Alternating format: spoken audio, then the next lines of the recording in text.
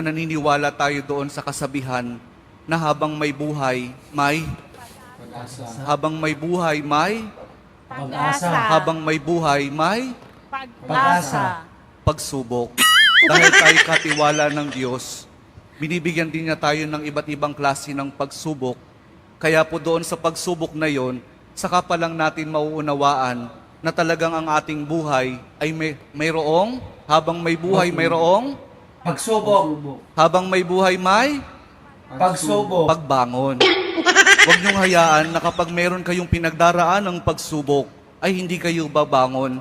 Kailangan meron tayong pagsumikap na pagtsatsagaan natin yung ating mga pagsubok na pinagdaraanan. At kapag merong pagsubok at merong pagbangon, saka pa lang natin mauunawaan na talagang ang ating buhay, na habang may buhay, may Pagbangon. habang may buhay, may Pagbangon. pag-ibig. Ang pag-ibig na nagmumula kay Jesus lamang sa ating mahal na poong Jesus Nazareno.